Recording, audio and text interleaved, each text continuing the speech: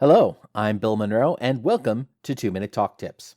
Today's tip: don't open with a joke. One piece of advice that well meaning folks often give to new speakers, especially those who are nervous or who aren't quite sure what they want to talk about, is to open with a joke.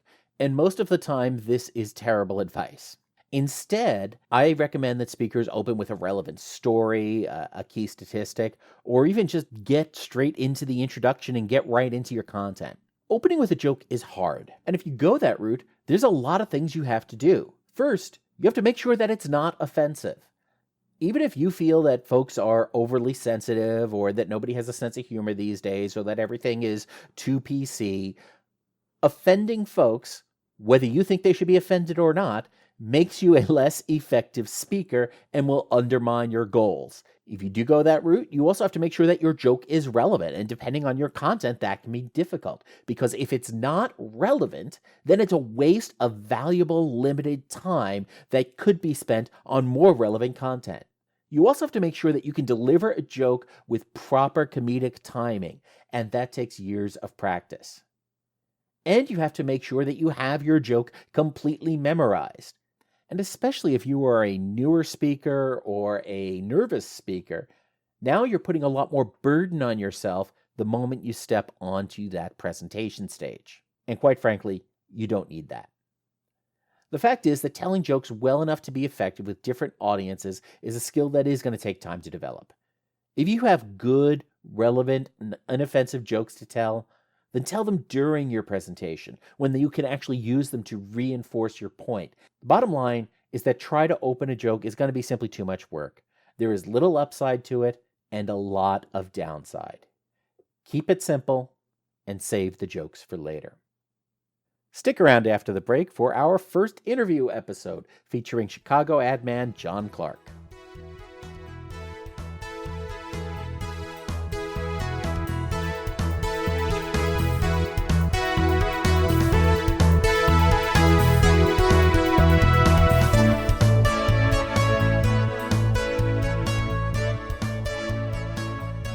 Today, we're going to talk about public speaking with John Clarke.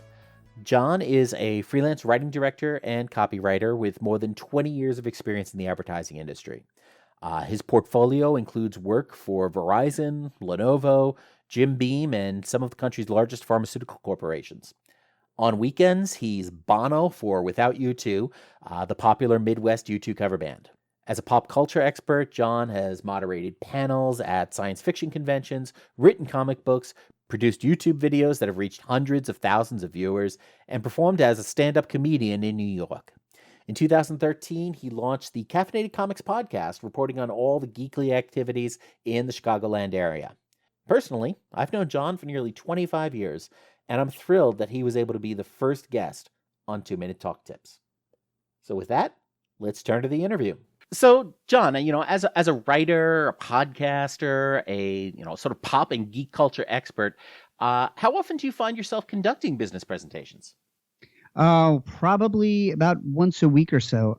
Every project, you think about the client presentation as the big one, but at each level, you have to present your work to your higher up, whether it's your immediate creative director and then the account team, and then at every step of the way, everyone has to buy off on your idea. So you're really presenting your work probably about 6 or 7 times for each project. And on a regular schedule, that tends to be once a week.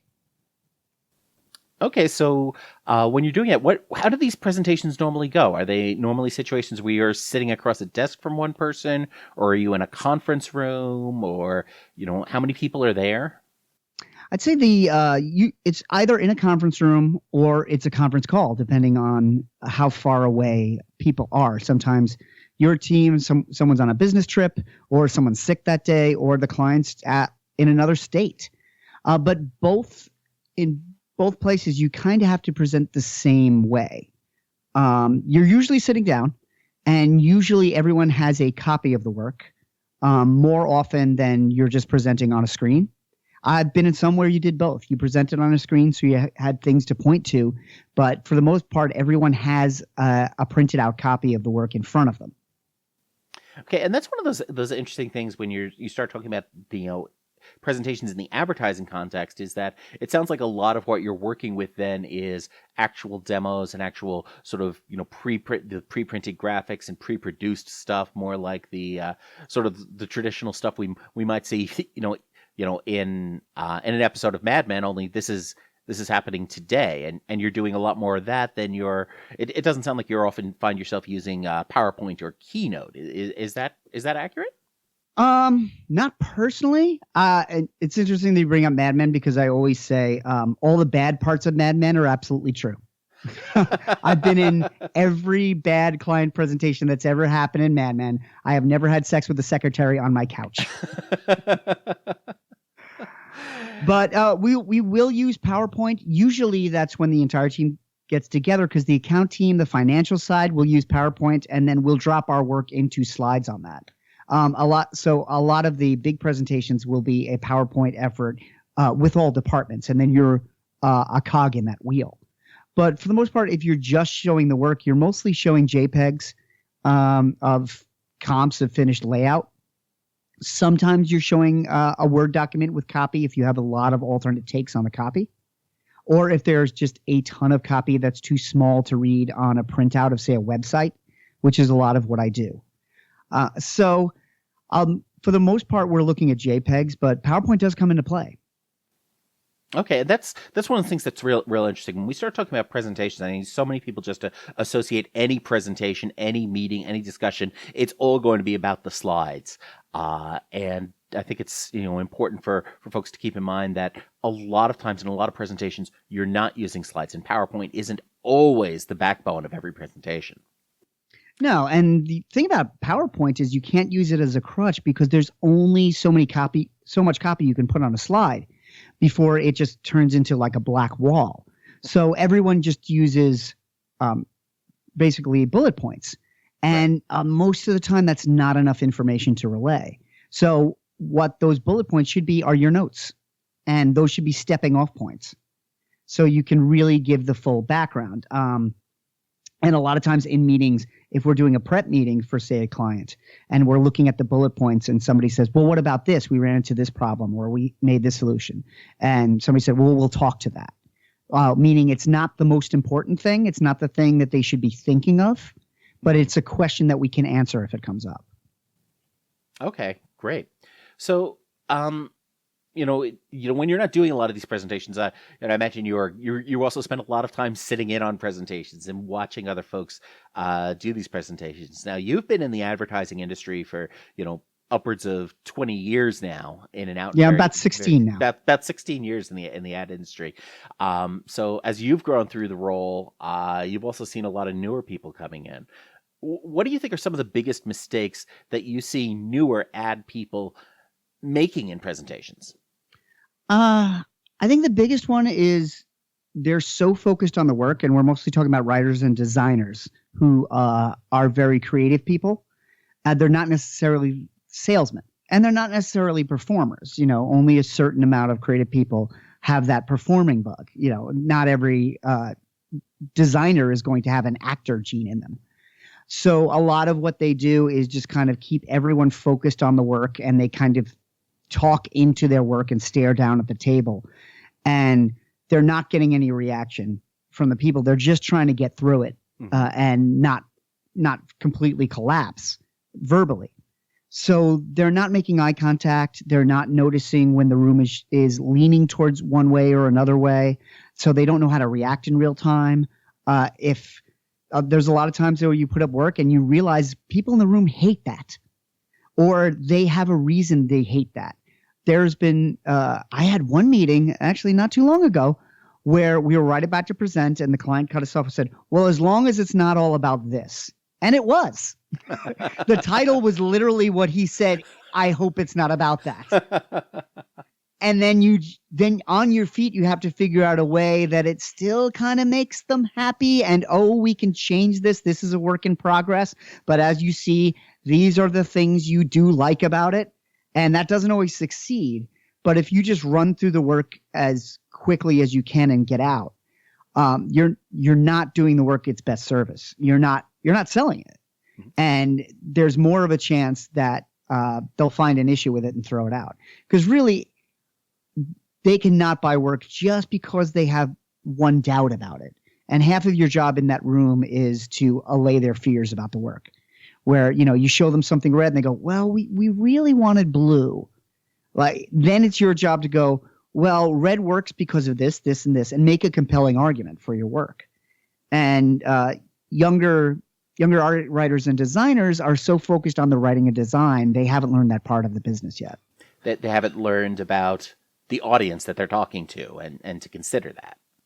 Right.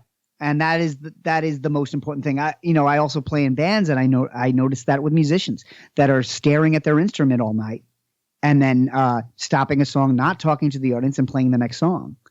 And then the good ones wonder why they didn't get a reaction, and the bad ones didn't register any reaction at all.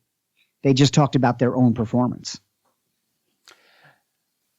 Okay, yeah, and I guess if all they want to do is play their instruments, you could certainly do that in your garage or your rehearsal space. But once you're going to go out live, now you really, the audience is really the reason you're there live. Right, and the audience is telling you throughout, whether it's a presentation or a show, they're telling you at every minute which way you should be going. Once you're experienced working with crowds, you can tell that they're going with you on something and that they're not going with you on something else.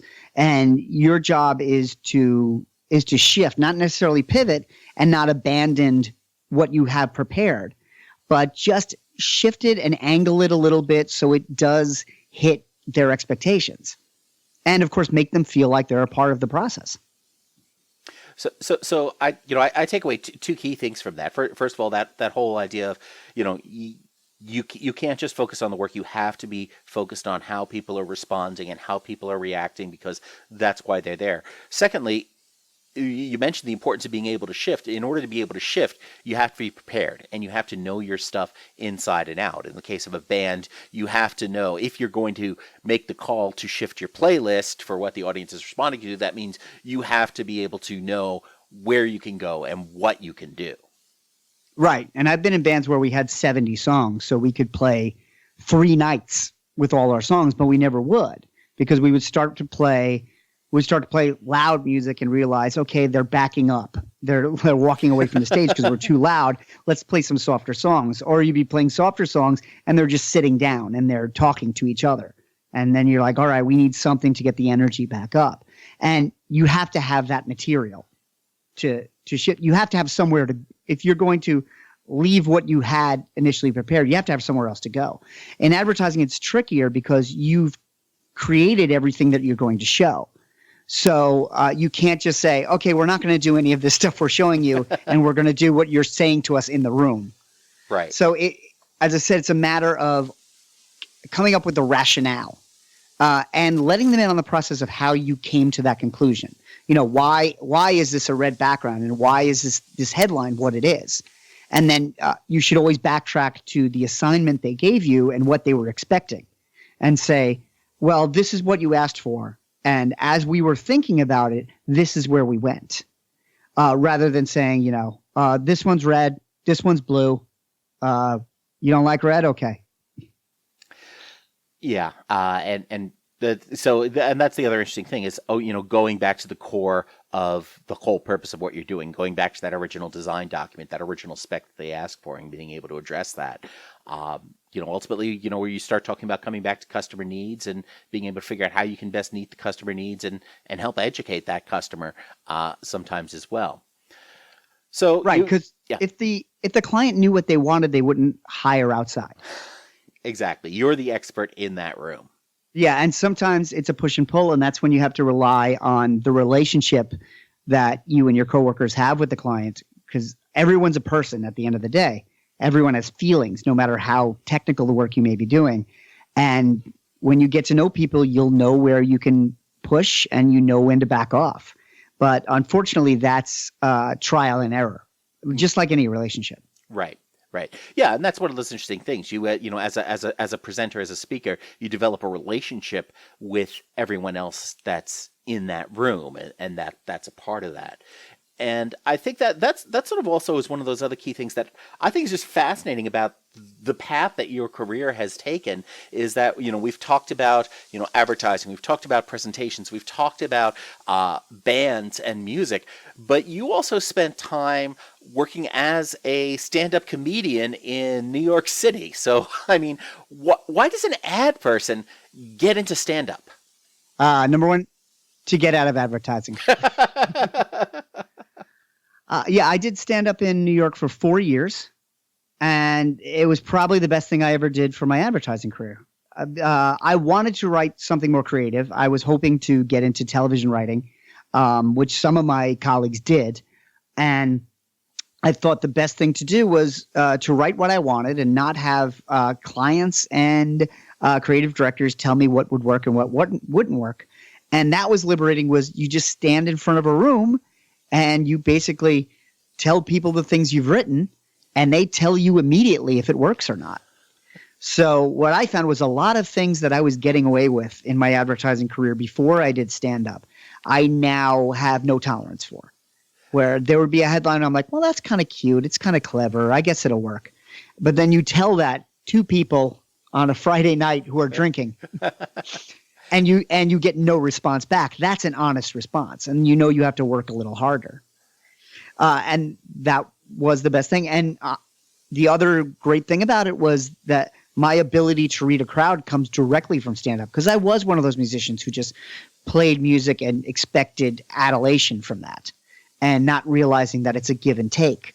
When people in bands ask me what stand-up is like, I usually say it's like if you were playing a song and you stopped after every verse. And then listen to the crowd was like, do you like that? Because there's another verse. Oh, you like the other verse? Here's a chorus. And if you don't like the chorus, we're not finishing the song. And stand-up is like that. You can go joke to joke and shift gears. And it was great. I met some of the best people. I still do a podcast. And I can also think on my feet, which is funny because I was terrible at improv. I took improv classes at the Upright Citizens Brigade, and I was awful. But then doing stand-up, it helped me read where a crowd was going and think of a different way to go and realize, okay, they're not liking this, so let's go in the opposite direction. What can I say that will get them to the opposite place?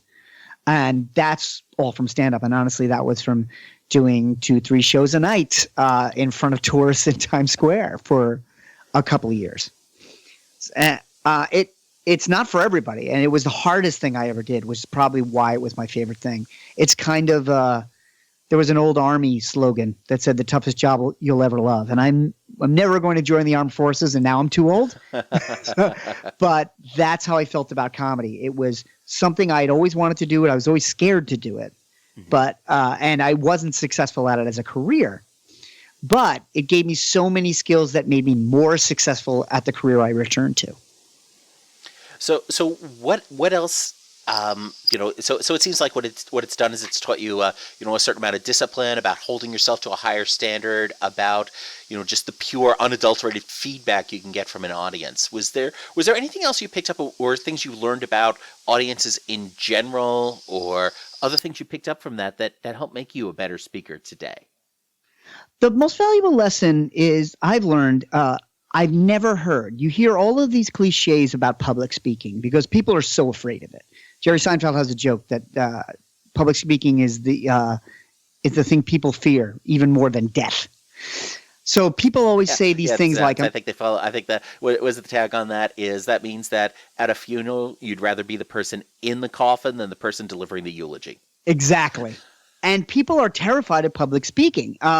I never really had that problem. You and I met in high school doing speech and debate. Mm-hmm. So we were people that even in our teens didn't mind getting up in front of a crowd. Mm-hmm.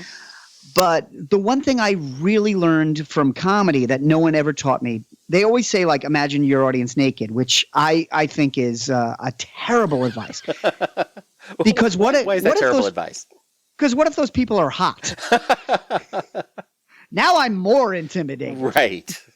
They're hot and naked. But that idea is to try to make a crowd less intimidating. But I think the more effective rule of making a crowd not intimidating is that they want to like you.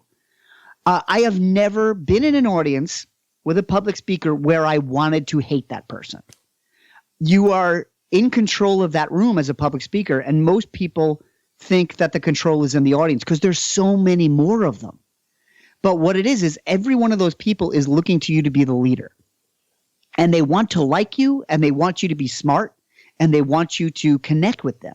They're not looking for you to fail. Nobody in that room wants you to fail. So to go and think of them as an antagonist or a threat in any way, I think is starting off on the wrong foot. So what you're trying to do is create a relationship. You are trying to create a relationship with a lot of people at once. But if you think of when you meet someone one-on-one, say you're at a convention or a business function or a friend's party, and you just go up to somebody and introduce yourself, the first thing you start to look for is a common ground. And usually when you're doing public speaking, that's taken care of for you. Most people are there because there's a topic they're interested in. If you're giving a talk at a seminar, they've gone into that room because of the title of the seminar, not necessarily because you're there. So that's already taken care of. So I think if you go up and trust that they're going to like you, you'll find less reasons in yourself for them not to like you. And then what they really respond to is confidence. And if you think someone likes you, you're more confident that you like them.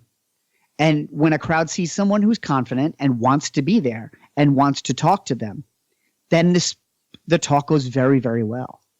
So as scary as it can be to look out over these sea of people, if you think of them as one person, and crowds tend to act as one person, crowds tend to act as one person so much that if one person is reacting in a different way, like there's one person in the third row who clearly is bored, you focus on that person because everyone else is going in one direction. Right. So I think you should think of a crowd as a single person because they act as a single unit. And then you can relate to them as a single person. And you talk about things they're interested in, and you talk about things you like in them, and then you talk about ways you can all improve, or you can fix a problem that you're all suffering from. All advertising really is you have a problem, here's a product that fixes this problem, now you're happy. And it doesn't matter if it's an iPhone or a Furby or Zoloft. They tend to be that arc of I have a problem, this product fixed my problem, now I'm happy. And that's kind of what you're talking about in your speech. You're setting up a conflict, you're finding ways to resolve that conflict, and everyone can reap the benefits of that. And that's most talks, most stories are conflict and resolution. So yeah, that's great. It's all about building that relationship, and like I say, it's all, and that's a great point, that it's all about whether you're in a presentation, whether you're working on an ad, whether you're building that relationship in the band or with stand up. You're taking the customer through that story, through that arc, so that ultimately everybody leaves happy, whether the product is going to be that individual speech or presentation, or whether that's going to be the product that the advertising is being developed to sell more of or raise more awareness of. It all comes back to helping take that audience through that conflict and make them feel better at the end of the day than they felt at the beginning. Exactly. So John, that's great. Thanks a lot for joining us today. How can folks get in touch with you, or do you have anything you want to plug? Sure. My Twitter feed is @NotInMyBook. You can follow me there. I tend to tweet a couple of times a day. I try not to overdo it. And my podcast is called Caffeinated Comics. We do a weekly podcast that's really focused on all things geek. We talk about the superhero movies, and we talk about comic books. And we also talk about things like sci-fi and sometimes novels and things that are going on in the news that are all very geek related. And it's usually a roundtable discussion. And then sometimes we have interviews with major creators and big name artists, sometimes we get invited to conventions and we get to record those talks, and it's a lot of fun. And, it's a great podcast, but I think I might be somewhat biased about a few particular episodes. Yes, you've been on a lot of them. All right, great. Thanks a lot, John. Good luck with all your future endeavors. Thank you. That's it for this week. If you have any questions or comments, please send them to me at bill@2minutetalktips.com or post them on the website at 2minutetalktips.com. You can also call our listener line at 650-TALK-TIP. That's 650-825-5847, and I may include your comments in a future episode. So until next week, don't try to open with a joke. Make sure you build a relationship with your audience, and don't get best, get better.